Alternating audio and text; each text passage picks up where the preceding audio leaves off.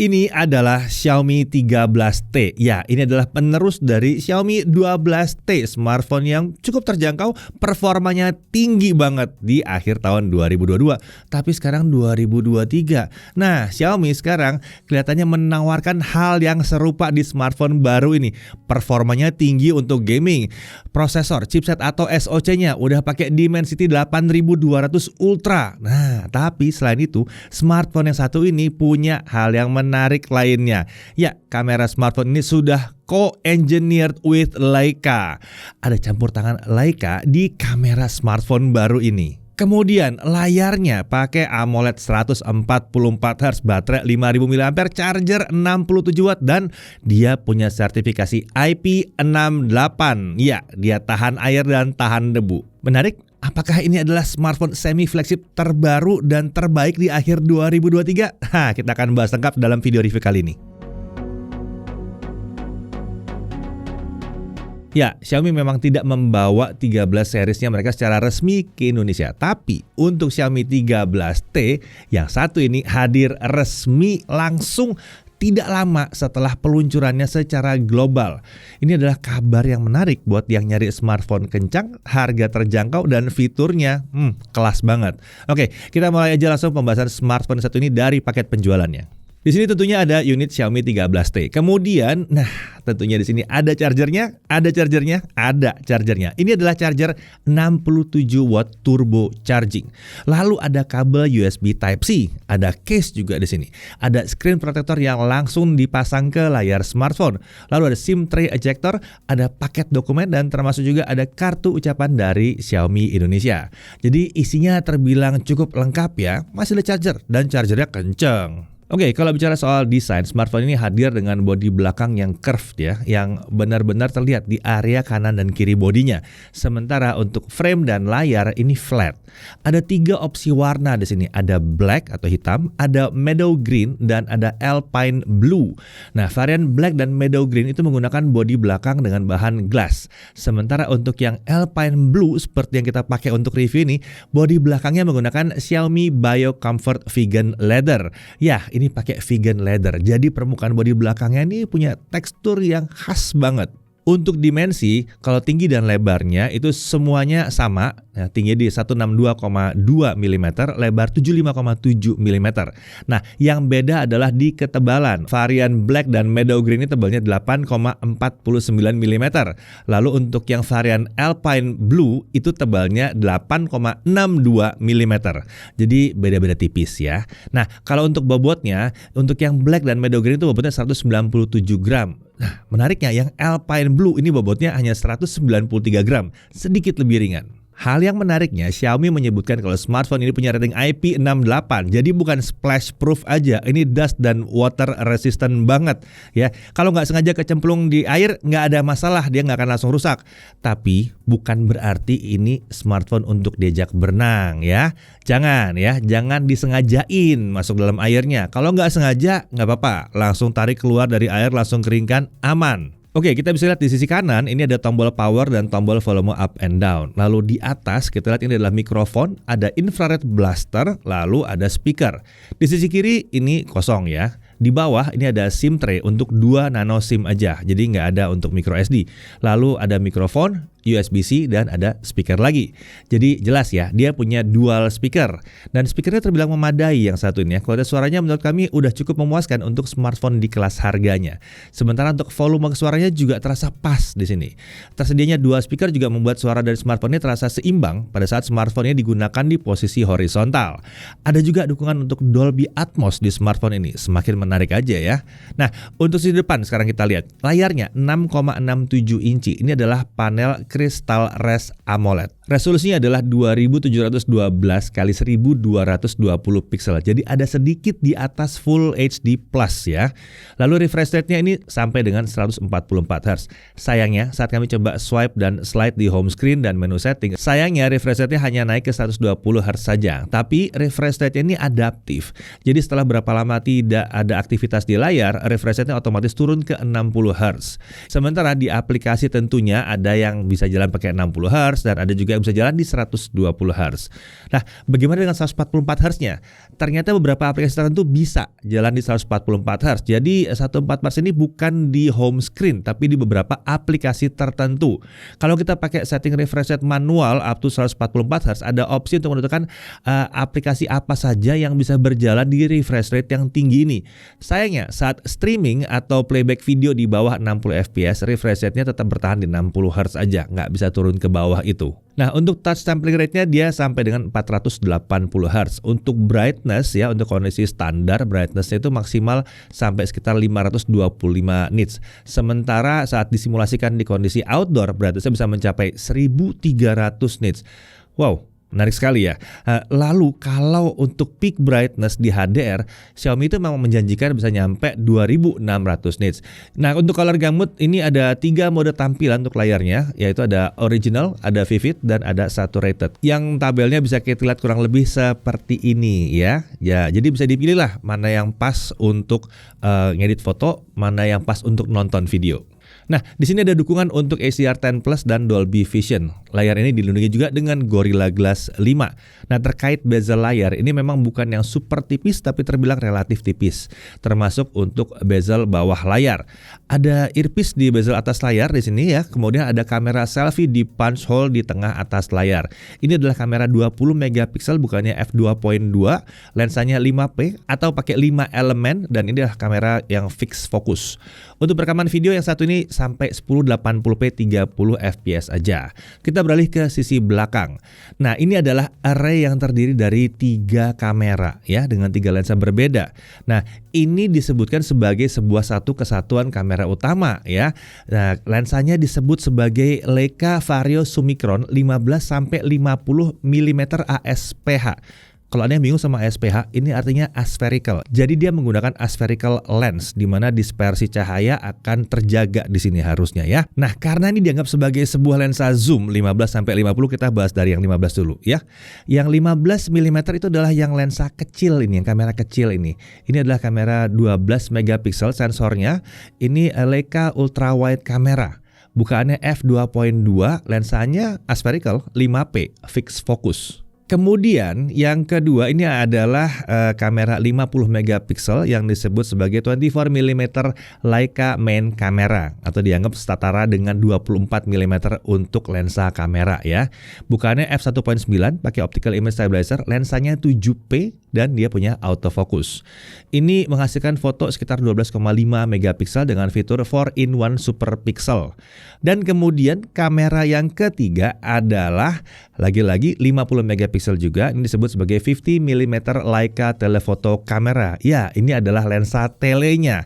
Tepatnya bisa dibilang tele 2 kali ya, karena kurang lebih dari 24 ke 50 tuh 2 kali ya.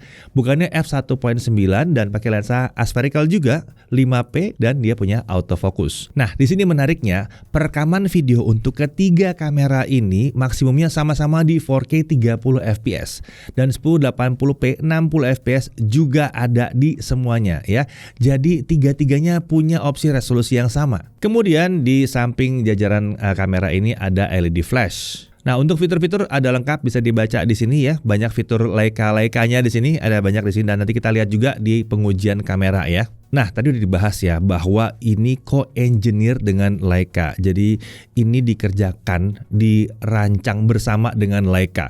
Bukan berarti ada kamera buatan Leica beneran di situ, tapi karena dia dirancang bersama dengan Leica, jadi ada logo Leica di situ. Karena Leica di situ tentunya membuat pengaturan, memberikan masukan kepada Xiaomi bagaimana gambar itu harusnya dibuat, bagaimana kualitas itu harusnya dijaga.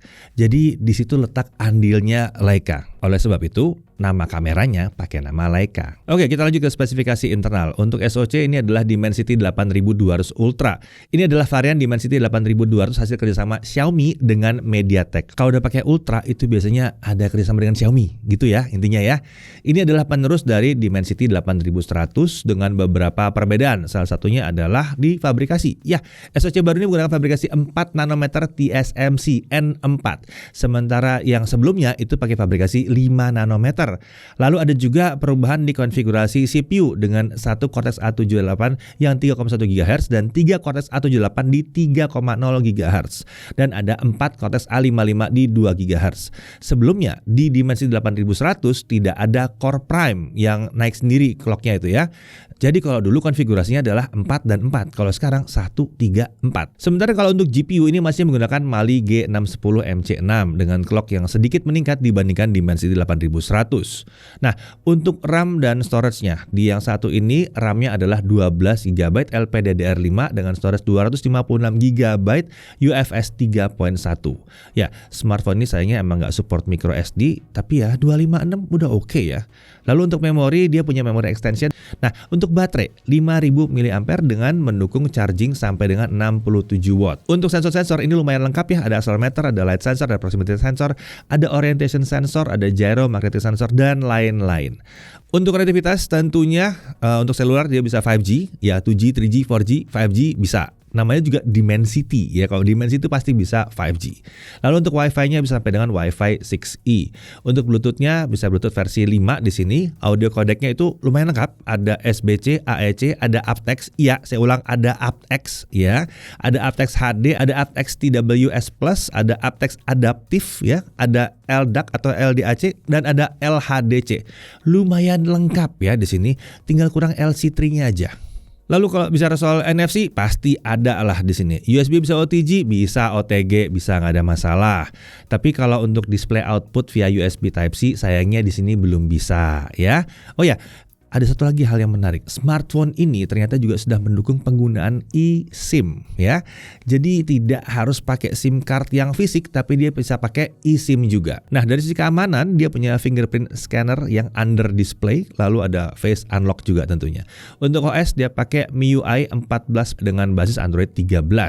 Di sini letak paling menariknya kalau urusan software, Xiaomi menjanjikan untuk yang satu ini 4 tahun Android update dan 5 tahun security update. Jadi yang ini update-nya super panjang. Nah, kalau kalian nanya soal iklan, ya sayangnya saat kami menguji smartphone ini, ya itu belum pada saat waktu rilis globalnya dan rilis Indonesia juga belum. Jadi saat kami review, kami belum merasakan ada iklan di smartphone ini ya. Nanti kita harus lihat setelah rilis resminya. Tapi kalau untuk aplikasi bawaan pastinya ada dan jumlahnya nggak terlalu banyak sih. Kalau dirasa tidak dibutuhkan juga bisa dihapus dengan mudah yang satu ini. Oke, sekarang kita masuk ke aspek performanya ya. Di sini tuh ada slider performa di setting baterai smartphone ini. Jadi untuk Antutu kita akan tampilkan hasil pengujian di mode balance dan high performance. Sementara untuk benchmark yang lain kita uji di setting high performance aja langsung ya. Nah, untuk Antutu 9 balance ada di 817 ribuan, sementara high performance ada di 885 ribuan. Kalau high performance ditambahin dengan kipas, dia bisa mendapatkan 896 ribuan. Wah, ini ngefek banget ya ternyata ya. Lalu kalau untuk Antutu 10 gimana? Balance aja dapat 879 ribuan. Untuk high performance udah 931 ribuan. Kalau high performance lalu kita kipasin dapat 935 ribuan. Lagi-lagi skor yang udah mantep nih sebetulnya ya. Udah dekat dengan 1 juta. Lalu untuk Geekbench 5 single core di 984, multicore di 3900. Geekbench 6 single core di 1250, multicore di 4018. Untuk CPU throttling test tanpa menggunakan kipas, kami akan mendapatkan hasil 93% dalam pengujian selama 30 menit. Ini hasil yang terbilang oke banget ya. Untuk 3D Mark Slingshot Extreme Unlimited graphics score-nya ada di 9806. Sementara itu untuk 3D Mark Wildlife Stress Test tanpa kipas, best score-nya ada di 6429, lowest score ada di 5866. Jadi stability-nya ada di 91,2%. Ini sangat baik. Apalagi mengingat ini tanpa kipas dan performanya udah cukup tinggi ya. Untuk GFX Bench Manhattan 3.1 1080p off screen kita dapat 114 fps. Car Chase 1080p off screen kita dapat 56 fps. Oke, sekarang kita masuk ke gaming. Di pengujian gaming ini kita menggunakan mode high performance di pengaturan baterainya. Selain itu, dari overlay dalam game kita juga menggunakan mode boost dan mengaktifkan mode performance. Kita mulai dari Subway Surfer dulu. Nah, di game ini refresh rate 144 Hz bisa dirasakan ya. Game juga berjalan super mulus di 144 fps. Jadi kalau mau main game ini di frame rate tinggi bisa, nggak ada masalah. Maju ke Real Racing 3. Lagi-lagi, game ini juga bisa berjalan di 144 Hz. Saat kami mainkan, kita dapat frame rate yang tinggi, cukup dekat ke 144 FPS. Jadi gamenya mulus, lancar banget. Lanjut ke PUBG Mobile. Frame rate-nya bisa sampai 90 FPS. Ini udah kebuka di sini ya. Untuk settingnya smooth tentunya. Dan saat kami coba memang cukup rata di sekitar 90 FPS. Sementara untuk HDR kita bisa jalankan frame rate sampai dengan 60 FPS. Dan saat coba ya tetap aja nempel-nempel ke 60 FPS. Nah, di Xiaomi 13T ini juga ada fitur haptic feedback yang bisa digunakan dalam game yang satu ini. Jadi bisa diaktifkan dari menu yang satu ini ya. Sementara untuk gyro aiming ya tentunya lancar ya. Kan ini pakai sensor hardware based gyro. Oke, sekarang kita lanjut ke Mobile Legends. Setting frame rate sampai 120 FPS terbuka di sini. Kami coba dengan setting Ultra HD Shadow On, hasilnya ya frame rate stabil di kisaran dekat dengan 120 FPS. Tidak terasa ada penurunan sekalipun ada battle yang terbilang ramai. Kami coba sampai 3 kali match berturut-turut. Kita lihat frame rate-nya tetap aja dekat-dekat dengan 120 FPS. Terbilang stabil, nyaman sekali di Mobile Legends nih. Oke, sekarang kita masuk ke Genshin Impact. Mengingat SoC yang digunakan adalah posisinya di atas dimensi 8100, kita langsung setting highest 60 fps. Hasilnya kita bisa mendapatkan frame rate cukup konsisten di kisaran 55 sampai 60 fps. Bisa sedikit turun ke dekat 50 fps saat ada battle yang cukup rame. Frame drop sesekali masih ada, tapi umumnya cuma turun ke kisaran 45 sampai 50 fps aja, nggak sampai yang mengganggu amat. Setelah beberapa waktu ya, setelah suhu sudah agak naik, frame rate kadang bisa turun dan ketahan di 30 fps. Tapi ini hanya terjadi sebentar aja. Nah, saat suhunya udah turun, frame rate bisa kembali lagi balik ke frame rate yang tinggi-tinggi tadi. Setelah beberapa waktu mencoba game ini, kejadian tersebut tidak sering terjadi ternyata ya. Umumnya setelah battle yang cukup berat doang kejadiannya. Dan itu kalau tanpa kipas ya. Sementara kalau cuma jalan-jalan sekitar map aja, itu sangat jarang sekali kita menemukan frame rate-nya ditahan ke 30 fps. Suhu permukaan smartphone setelah 30 menit dimainkan untuk sisi depan tertinggi ada di kisaran 42 derajat Celcius. Sementara untuk sisi belakang suhu tertinggi itu cuma di kisaran 41 derajat Celcius. Dengan sebagian besar sisi belakang ada di bawah 38 derajat Celcius. Oke, sekarang pertanyaannya kalau kita pakai kipas gimana ya? Ternyata masih mirip ya.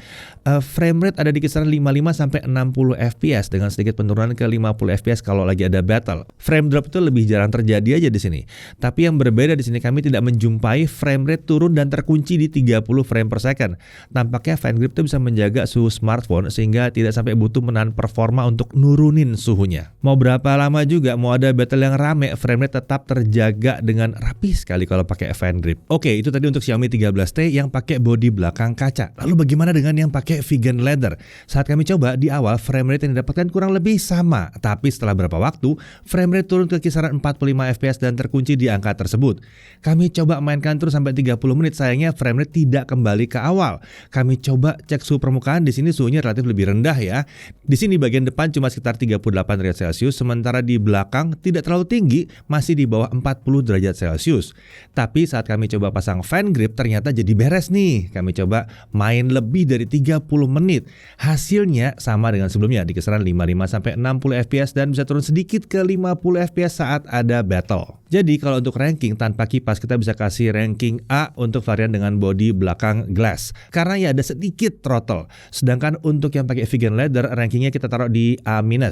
Kalau pakai FanGrip rankingnya sama, dua-duanya S. Oke, sekarang mari kita lanjut ke pengujian kamera. Ya, oke. Berhubung sejak awal saya udah ngetes si Xiaomi 13T ya. Nah, jadi lanjut aja bareng sama saya lagi ya. Chris biar ngetes yang lain. Oke, segmen bagian kamera yang ini akan direkam dalam studio dan audionya adalah hasil rekaman mikrofon Xiaomi 13T sendiri. Tapi jangan dibanding-banding sama mic yang tadi ya. Tapi sebenarnya menurut kalian gimana? Ini mic-nya si Xiaomi 13T gimana? Kalau menurut saya sih udah keren banget sih sebetulnya ya. Sebelumnya di Silicon Valley, California itu udah sempat bikin previewnya si Xiaomi 13T ini dan udah pada dengar juga kualitas audionya. Kita juga udah bisa lihat betapa stabilnya perekaman video dengan si kamera selfie-nya si Xiaomi 13T. Banyak yang udah kagum termasuk saya sendiri ya. Bahkan lari-lari pun kelihatan masih stabil di sini. Kemudian kamera belakangnya untuk yang kamera utama atau wide, kestabilannya mantap juga. Bisa ditambah dengan steady video juga, tapi perlu diperhatikan kalau pakai steady video, dia menariknya dia akan sedikit lebih nge-crop gitu ya. Nah, lebih uniknya lagi kalau pakai Steady Video Pro, kameranya otomatis pindah ke kamera ultrawide yang 15 mm, tapi nggak di crop jauh, jadi pandangannya melebar di sini, ya. Nah, untuk kestabilan sih bisa dibilang yang Steady Video itu lebih mantap karena pakai kamera utama. Lalu kami juga testing setting 4K 30 dan kestabilannya masih asik juga nih ya. Lalu kami juga perlihatkan efek-efek filter yang merupakan hasil kerjasama dengan Leica tentunya. Beragam sekali nih, mulai dari yang berwarna sampai yang hitam putih dan variasi-variasi unik lainnya. Ya, kita bisa juga coba warna-warna yang ajaib ya dengan filter-filter ini. Contohnya seperti ini. Nah, sekarang mari kita tes setting yang lainnya. Kita mulai dari tes untuk rekaman 1080p 60 fps dulu ya. Ini adalah 1080p 60 fps ya. Kestabilannya kurang lebih seperti ini. Sayang kita nggak bisa pindah-pindah kamera kalau di 60 fps. Kalau ini adalah ultra wide-nya 0,6 kali ya, 60 fps juga, 1080p 60 fps. Kestabilannya kurang lebih seperti ini. Jadi tidak ada gempa bumi ya, tetap stabil. Dengan isengnya kita pakai kamera yang lensanya 2 kali. Ya kalau ini dibawa jalan sih sebetulnya agak nekat ya karena focal lengthnya panjang. Tapi ya kita coba, hasilnya kurang lebih seperti ini ya. Coba saya belok set dan mau lihat begini, bisa fokus atau tidak. Oke, bisa juga. Mantap juga yang satu ini. Oke, banyak yang nanya, bisa ganti-ganti focal length nggak kalau kita lagi ngerekam video kayak gini? Ini 1 kali ya, saya bisa ganti ke 0,6 kali, ada sedikit perubahan sepertinya di warna tapi masih oke lah ya. Saya balikin lagi ke 1 kali, nah ini 1 kali. Lalu coba kita masuk ke telenya. Telenya sebentar, 2 kali itu di sini. Nah ini 2 kali ya. Kemudian saya masih bisa maju lagi nih kalau mau nih. Terus lagi gitu ya. Terus coba saya lihat agak jauh sedikit mungkin. Daerah situ saya bisa naikin lagi terus sampai ke 10 kali. Ya 10 kali kurang lebih seperti ini. Nggak gitu asik kalau 10 kali.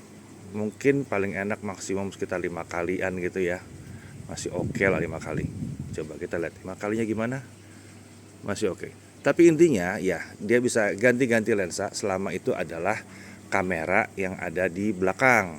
Kita ulang lagi dari ultra wide. Kita langsung masuk ke zoom in sampai yang paling jauh. Kurang lebih seperti itu. Ya sayangnya kalau lagi pakai kamera belakang 30 fps emang bisa ganti-ganti tapi nggak bisa pindah ke kamera depan atau ke kamera selfie-nya ya. Jadi ya masih oke sih sebetulnya. Perubahannya juga minim sekali di situ. Nah kalau ini pakai kamera selfie tentunya. Dan cuma kasih lihat doang. Katanya kalau di Jakarta warna-warnanya nggak bisa bagus. Tapi tengah siang bolong warna masih oke-oke aja kok. Katanya di luar negeri lebih bagus. Dalam negeri juga oke. Kalau rekam dalam air bisa nggak ya? Mari kita lihat. Halo.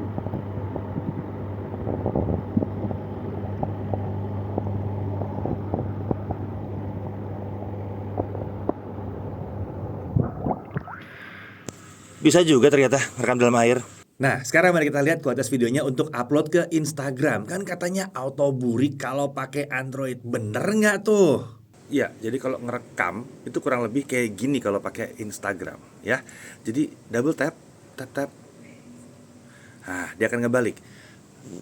Hasilnya oke nih. Mantap juga.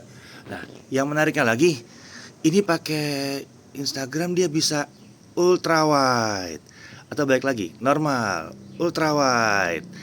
Jadi bisa dikontrol ya. Nah, normal. Ya kalau mau zoom software ya bisa juga ya. Zoom bukan ini interpolasi aja sih kalau kayak gini. Balik lagi ultra wide, lalu bisa balik lagi ke belakang. Jadi kontrolnya untuk di Instagram oke banget. Nah, kalau hasil perekaman pakai aplikasi Instagram langsung itu jadinya seperti ini nih. Oke, kalau ini direct dari aplikasi Instagramnya sendiri ya. Kalau dia pakai jalan-jalan, ya pastinya sih nggak stabil-stabil amat. Nah, ini menariknya adalah, nah ini sekarang lihat dulu dari dekat, oke ya. Kita bisa zoom in, tapi yang menarik adalah kita juga bisa pindah ke ultra wide seperti ini. Nah, bisa pindah ke ultra wide atau balik lagi ke normal. Ultra wide atau normal lagi.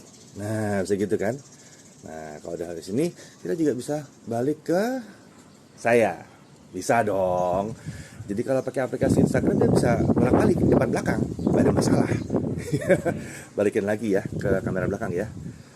Tuh, bisa kan? Balik lagi ke kamera belakang kan? Nah, jadi ini berekamannya direct ya, direct langsung pakai aplikasinya Instagram sendiri. Oh, ada backlight? Kayak gini jadinya. Lumayan nggak tuh? Nah, kalau mau stabil, kita sebaiknya rekam dulu, kemudian baru upload seperti di video yang satu ini. Ini adalah video yang diupload ke Instagram tapi direkam dulu dengan kameranya si Xiaomi 13T. Nah, kalau ini 1080p 60 fps indirect ya. Jadi rekam dulu, baru belakangan kita upload. Ya, kurang lebih gini ya. Detailnya kurang lebih seperti ini. Ternyata nggak burik ya, malah keren hasilnya. Oke, sekarang kita mari lanjut lagi bahas menu-menu di kameranya Xiaomi 13T ini. Oke, sekarang mari kita lihat menu-menu kameranya. Ini dalam kondisi selfie ya, kita balik aja. Nah, ini kondisi normalnya. Kita lihat menu kameranya di sebelah kiri, ya kita bisa lihat. Nah, ini ada menu-menunya. Kiri atas ada HDR-nya, lalu ada voice shutter mau keluar atau enggak suaranya pada saat kita jepret. Lalu ada assist cam. Ini menarik ya, karena kita bisa pakai kamera lain atau handphone lain yang dikendalikan di situ. Jadi kerjasama dua handphone di situ ya.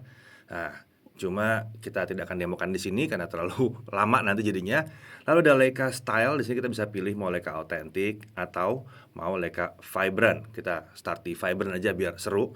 Timer ada, lalu ada time burst. Ini time burst ini juga menarik ya di sini karena kita bisa pilih intervalnya mau tiap berapa detik. Misalnya kita set tiap 60 detik 1 menit ya. Tiap 60 detik dia akan jepret, lalu kita akan bikin misalnya unlimited foto. Jadi terus-terusan tiap 1 menit dia jepret. Ini biasanya untuk bikin foto-foto ya, misalnya bunga yang lagi mekar kayak gitu ya. Bisa tuh. Intervalnya 60 menit 60 detik terus dibikin unlimited aja. Tapi ya tentunya si kameranya si handphone ini harus dicolok ke listrik ya supaya tetap ada terus baterainya. Kita lanjut lagi. Kemudian ini kita matiin dulu. Ada pilihan untuk aspek rasio. Di sini lengkap, ada movie, ada full 9:16, 3:4, 1:1. Lumayan lengkap di sini. Ini untuk foto ya. Kemudian ada AI kamera juga pilihannya. Ada yang mana nanya ada AI kamera atau enggak. Lalu ada tilt shift. Nah, ini juga menarik nih ya, tilt shift. Kita lihat dulu tilt shift. Nah, ada versi yang bundar begini, jadi tengahnya aja yang tajam, pinggir-pinggir agak blur gitu, atau tilt shiftnya yang begini.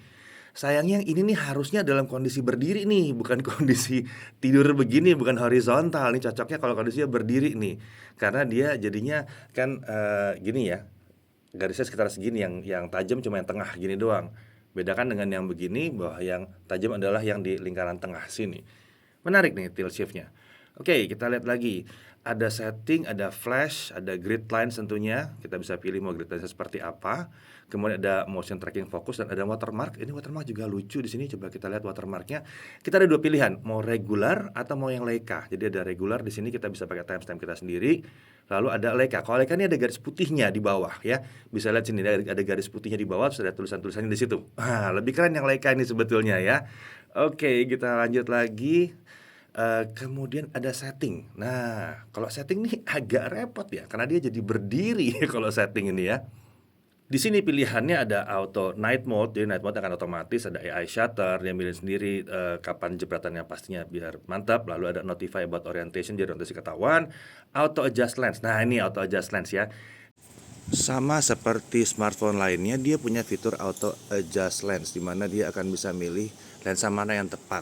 Nah, biasanya ini agak menyebalkan karena kalau kita pilih tele, jadinya kadang-kadang kalau agak gelap atau terlalu dekat, tele nggak dipakai, jadi pakai kamera utama tapi di crop. Nah, ini akan sedikit menguntungkan sebetulnya kalau dalam urusan si 13T ini. Contoh nih ya, untuk fokus terdekat kita bisa dapatkan itu pakai kamera utama, lensa utama. Nah, kalau kita naikkan sedikit zoomnya sampai ke 2 kali tuh, dia langsung akan maksa pakai lensa panjangnya. Kalau kita balikin ke 1,9, dia balik lagi ke lensa utama tapi di cropping. Hasilnya bagus begini bukan? Nah, bagaimana kalau mau 2 kali atau lebih dikit tapi tanpa pakai kamera telenya? Ya, dihidupin auto adjust lensnya supaya tetap bisa fokus jarak dekat seperti ini. Atau ya kalau tidak mau pakai auto adjust ya di 1,9 kali aja nih maksimum perbesarannya nih. udah lumayan sih sebetulnya. Oh, untuk perbandingan ini jari saya ya, jadi sebetulnya udah lumayan banget ya, udah lumayan, makronya udah lumayan, tapi memang nggak ada lensa khusus buat makro, mesti ngakalin begini. Lalu ada pilihan HEIF format. Nah, jadi ada format efisiensi kalau mau dipakai dia bisa juga di situ. Lalu ada picture quality bisa dipilih. Saran saya di high aja. Kemudian ada mirror front camera seperti biasa kalau buat selfie. Ada tap to take photo, ada additional shutter juga. Lalu ada Xiaomi Pro Cut. Nah, ini juga lucu nih, tapi ya saya prefer nggak dipakai di sini ya. Untuk video ada image stabilization. Ini standarnya hidup ya, pakai setting apapun dia hidup. Tapi kita bisa matikan juga kalau mau. Misalnya pakai gimbal, mau nggak ada jitter-jitter, bisa nih dimatiin aja image stabilization-nya. Kemudian ada auto frame rate. Nah, ini supaya kalau dalam kondisi gelap dia bisa turunin frame rate-nya supaya tetap terang gitu. Dari tadi saya tes semuanya, ini nanti pakai auto frame rate juga ya. Lalu untuk video encoder ada pilihan bisa H264 atau H265 ya. H265 memang kompatibilitasnya kurang gitu oke, tapi sekarang udah mulai banyak bisa diterima. Performance-nya bisa lebih tinggi, biasanya dia kompresinya lebih oke. HDR10 ada juga di sini, bisa dihidupin HDR10 plus di sini ya. Lalu ada allow tagging videos, ada macam-macam lagi di sini, ada banyak customization, shutter sound segala macam, ada semua di sini. Nah, di sini ada pilihan untuk 0,6, 1 kali dan 2 kali, tentunya kita pilih pakai di tab aja di situ. Kemudian kita lanjut. Nah, untuk video ya, di sini menu-menunya akan berubah sedikit. Tuh, berubah ya di sini ya. Nah, ada pilihan di atas ada HDR, HDR bisa kita hidupkan ya, kita bisa paksa hidup di sini. Lalu ada motion tracking fokus seperti tadi juga, lalu ada frame rate tentunya. Di sini kita bisa pilih frame rate-nya mau berapa. Tapi kalau HDR-nya dihidupin, 60 fps-nya nggak bisa dipilih. Jadi kalau kita matiin dulu HDR-nya, nah, di sini kita bisa pilih tuh 60 fps-nya. Tuh, di 1080 60 fps. Dari sebelah kiri juga bisa sebetulnya. Lalu resolusi di bawahnya nih. Tuh, bisa 4K, tapi kalau 4K tentunya balik ke 30 fps. Lalu bisa juga 720p, tapi ini udah jarang dipakai lah sekarang ya. Biasanya udah 1080p gitu. Aspek rasio juga ada movie yang melebar sekali. Nah, ada 9:16 juga. Kemudian, nah ini contohnya kalau misalnya kita pakai aspek rasio yang lebar banget itu ya. Nah, ini kalau pakai 9:16. Grid lens ada, kemudian flash, steady video. Nah, ini ada pilihannya, ada off. Kalau off itu masih tetap ada stabilizer, cuma tidak ekstrim. Lalu ada steady video, dia pakai kamera utama. Lalu ada yang pro ya, ini udah dibahas di awal tadi juga. Lalu ada teleprompter. Nah, ini menarik nih teleprompter ini. Teleprompter ini kita bisa isi teks di sini. Kalau kita isi teks di sini, kita bisa import teksnya. Nanti tulisannya akan ada di atas sini nih. Kita bisa pilih mau taruh di sebelah mana nih. Tuh, gitu ya. Biasanya sih sebelah kiri supaya dekat dengan kameranya kalau misalnya pakai kamera selfie. Jadi kita bisa baca apapun yang mau kita narasikan di sini. Lebih gampang nih, ada teleprompternya sendiri, nggak usah install aplikasi lagi. Kemudian di sini ada mode portrait. Pada saat mode portrait masuk, kita langsung pindah ke kamera yang 2 kali. Di sini kita bisa pilih blurnya mau di f berapa nih ya. Ada pilihannya di sini. Jadi kira-kira simulasi bukaan berapa. Lalu kita juga bisa pilih mau tipenya apa, mau documentary, mau swirly bokeh, mau soft focus gitu ya. Itu kita bisa pilih di sini. Walaupun menurut kami kalau untuk rambut masih agak kurang mantep sih sebetulnya. Nah, kalau untuk satu ini bisa lihat di hasil foto-foto ini ya.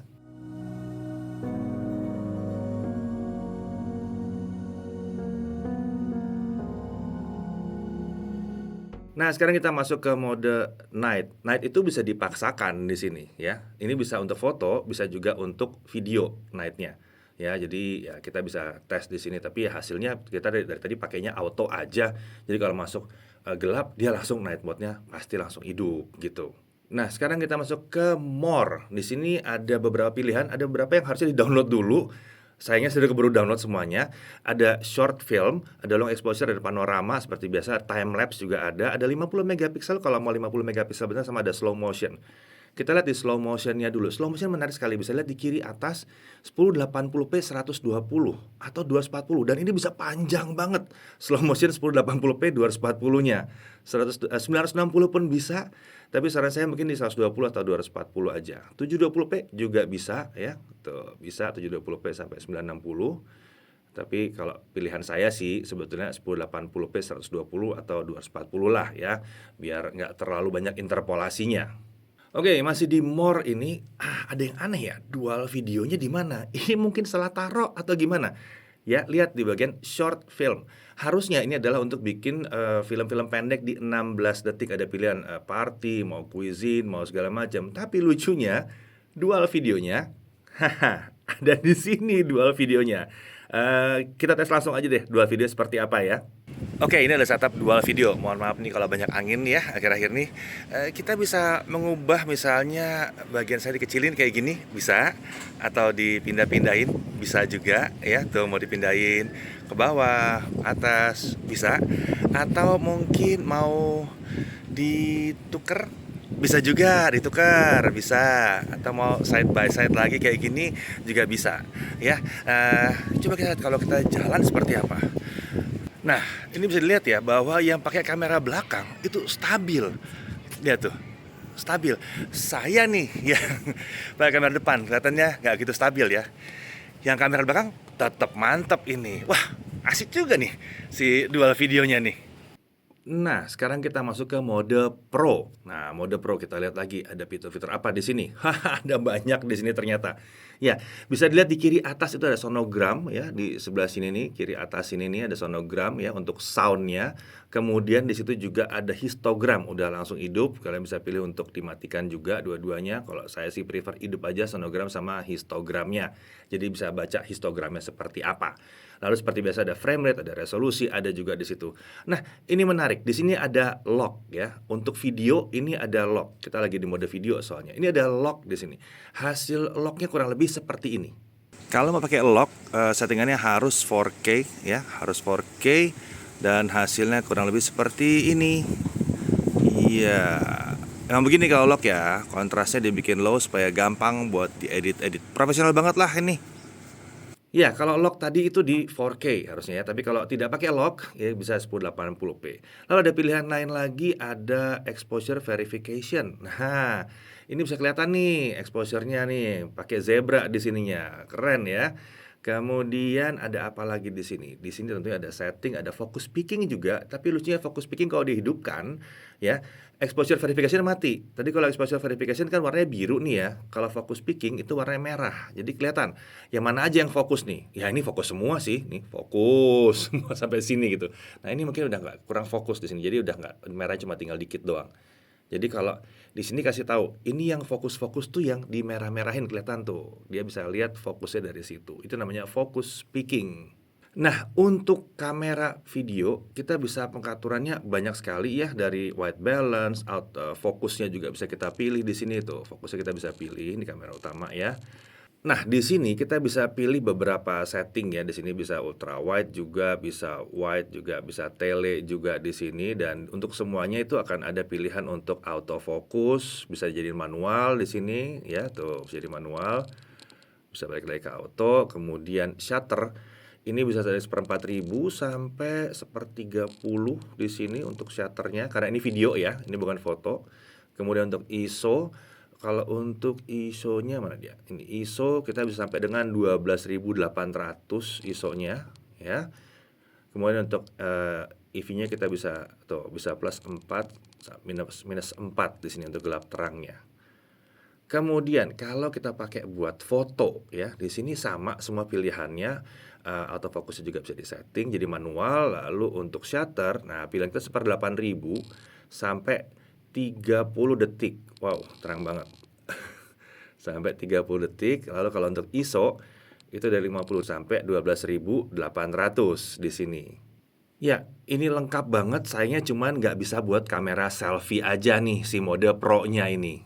Nah, kalau di bagian foto ini juga ada pilihan untuk customize photographic style. Di sini tone-nya bisa diganti nih ya. Kita mau ganti tone bisa ya, mau diganti tone. Nah, mau naik turun tone-nya, mau lebih keras atau lebih halus gitu ya.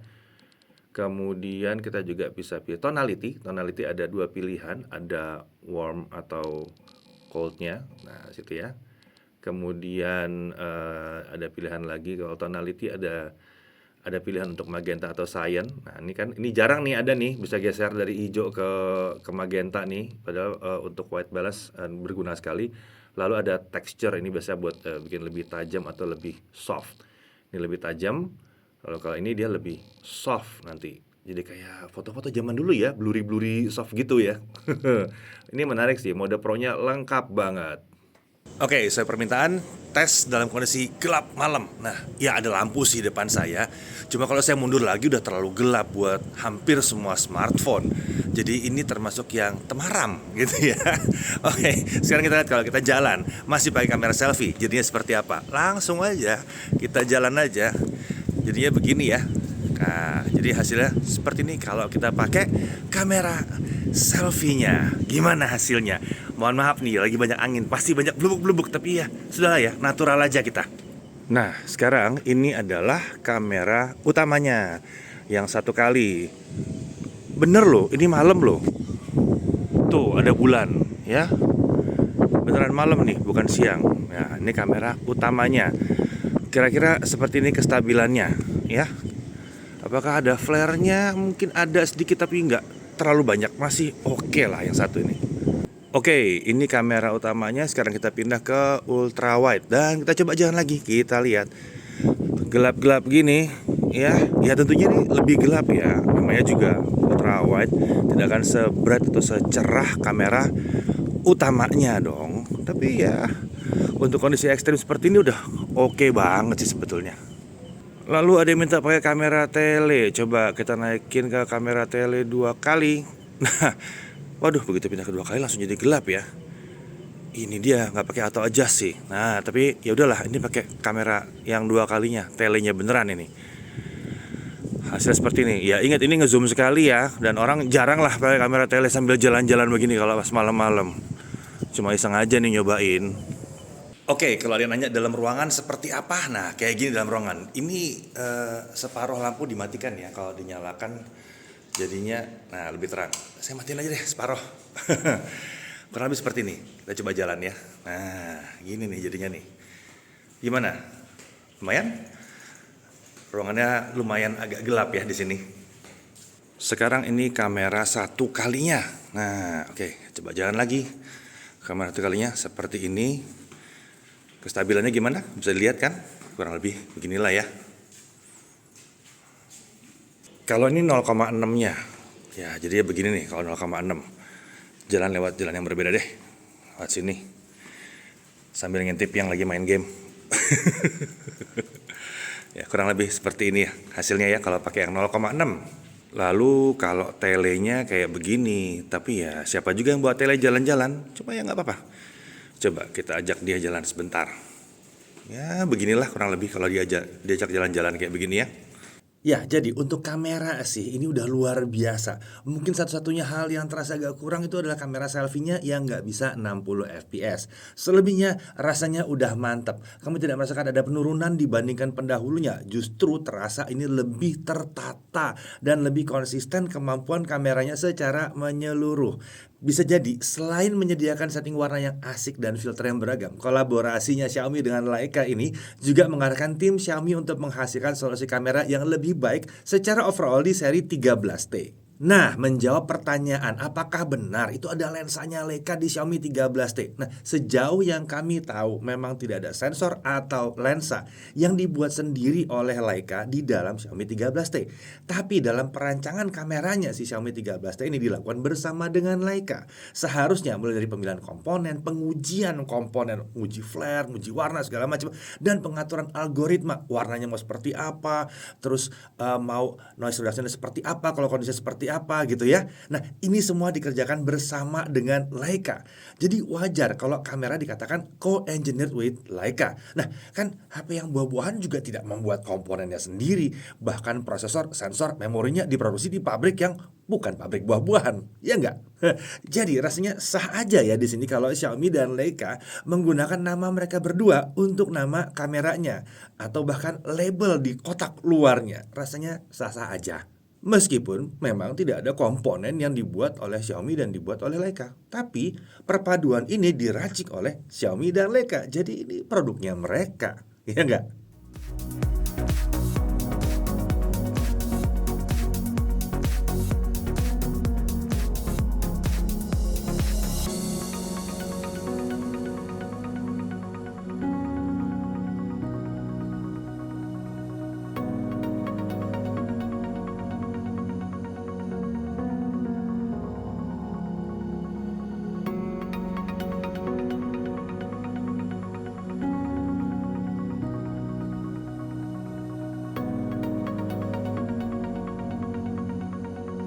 Oke, sekarang kita balik lagi dan kita akan tes dengan local video playback ya. 1080p videonya kita bisa dapat 15 jam 11 menit.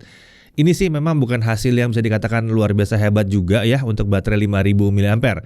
Harapan kami sih sekitar 18-20 jam sebetulnya. Mungkin nanti dengan software yang lebih baru lagi akan ada perbaikan di sisi daya tahan baterainya. Dan siapa tahu kalau muter video jadi bisa turun ke 30 Hz kalau videonya 30 fps. Kalau ini kan video terkunci di 60 Hz terus. Lanjut untuk pengujian YouTube 1080p 30 fps non HDR, baterai turun 4% dalam 30 menit. Nah, sekarang untuk mainan TikTok 30 menit, swipe terus, baterainya turun 4%. Sementara itu untuk Genshin Impact selama 30 menit, baterainya turun sebanyak 15%. Nah, sementara itu untuk charging time. Nah, ini menarik nih ya. Dari 0 sampai 50% hanya butuh waktu 18 menit saja. Sementara itu kalau mau mencapai 100% itu butuh waktu hanya 52 menit. Nah, untuk 50%-nya itu waktu chargingnya dibutuhkan terbilang sangat singkat ya. Kalau diperhatikan dalam waktu 30 menit itu chargingnya bisa mencapai di atas 70% sebetulnya.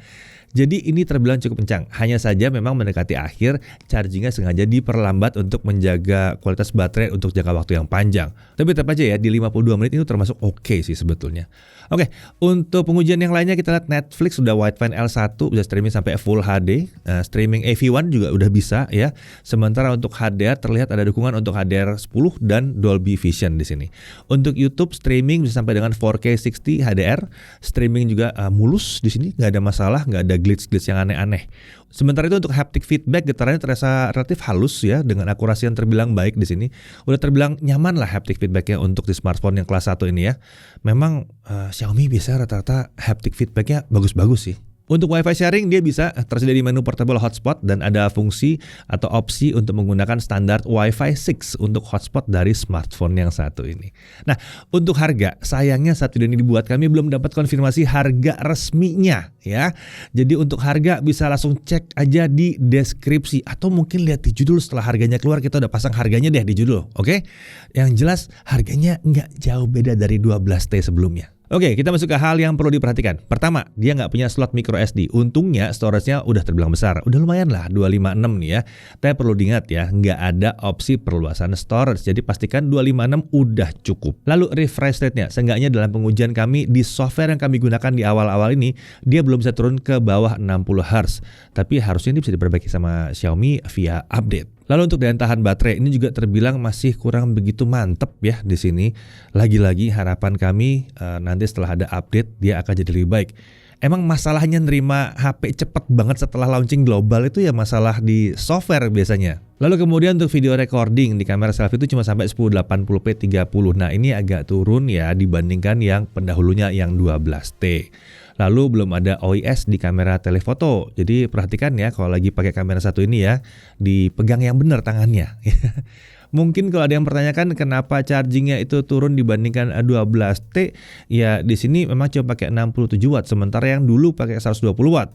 Tapi menurut kami ini bisa dimaklumi ya, mengingat peningkatan yang diusung seperti IP68 dan kamera yang kerjasama dengan Leica, rasanya lebih penting deh daripada 120 watt. Apalagi turunnya juga masih ke 67 watt dan chargingnya juga masih kencang. Dari sisi kelebihannya yang kami suka, nah pertama, performa dari Dimensity 8200 Ultra-nya terbilang tinggi ya, meningkat dibandingkan yang ditawarkan di Xiaomi 12T. Lalu setting frame rate tingginya itu umumnya terbuka di game-game populer. Jadi ini smartphone sebetulnya gaming banget sih ini ya. Lalu sistem kamera utama dengan 3 kamera yang fungsional, nggak pakai kamera bonus, kualitas juga keren. Ada pro mode di kamera, bisa untuk foto, bisa untuk video. Ya, bisa untuk wide camera, ultra wide dan telephoto. Pokoknya buat kamera-kamera yang ada di belakang semuanya bisa pakai pro mode. Lalu untuk rekaman video semuanya bisa sampai 4K 30 dan 1080p 60. Bahkan di kamera ultrawide dan telefotonya. Ini semua untuk kamera belakangnya. Luar biasa. Mungkin ini efek dari co-engineered with Leica ya. Paling enggak untuk kamera yang ada di belakang semuanya udah mantep-mantep. Lalu untuk charging mungkin bukan yang super kencang tapi masih relatif kencang ya. Bisa mencapai 75% dalam 30 menit. Nah ini lagi penting, IP68 dust dan water resistant. Jadi ini aman. Kejebur pun pun aman, nggak ada masalah. Kena di prank diceburin ke dalam kolam renang, nggak masalah. Tinggal keluar dari kolam renang, kibas-kibas aja HP kamu. Lalu layarnya, ini adalah layar AMOLED dengan kualitas tampilan yang baik, khas AMOLED banget. Konektivitasnya modern, 5G, Wi-Fi 6, NFC, eSIM bahkan juga udah ada di sini. Dan ada yang kalian suka banget ya pasti ya, infrared blaster ada di sini ya. Lalu ada dual speaker dengan kualitas yang terbilang juga oke. Fingerprint scanner juga udah in display, nggak di samping. Dan ini lagi update OS-nya, 4 tahun update OS dan 5 tahun untuk security update. Ini panjang. Ya, Xiaomi 13T menurut kami ini adalah penerus yang pas dan layak sekali untuk Xiaomi 12T, salah satu smartphone terbaik di kelas semi flagship tahun 2022 yang lalu. Xiaomi 13T ini adalah salah satu smartphone kandidat kuat penyandang gelar semi flagship terbaik untuk 2023 ini. Atau sebetulnya kami lebih suka menyebutnya sebagai flagship terjangkau yang terbaik. Ya, kemampuannya terbilang relatif merata di berbagai hal. Ini all-rounder banget. Ini adalah pilihan yang paling menarik untuk mencari smartphone dengan performa mantap, kamera lengkap, layar madai di kelas menengah atas. Tapi apakah pengguna Xiaomi 12T layak untuk upgrade ke 13T? Ini tergantung kebutuhan masing-masing sih sebetulnya ya. Kalau cuma butuh performa aja, harusnya 12T masih layak lah untuk bersaing dengan 13T. Performanya masih belum ketinggalan jauh. Tapi kalau dicari adalah kamera belakang yang mumpuni dan ada IP68, 13T ini upgrade-nya jauh banget. Pada akhirnya ya, terima kasih ya Xiaomi. Akhirnya ada juga kolaborasi kalian dengan Leica yang dihadirkan ke Indonesia. Jadi kita bisa nyicipin juga ya, gak usah nunggu tahun depan lagi. Yang satu ini kameranya emang mantep bener. Saya Dedi Irfan, Jaga TV TV.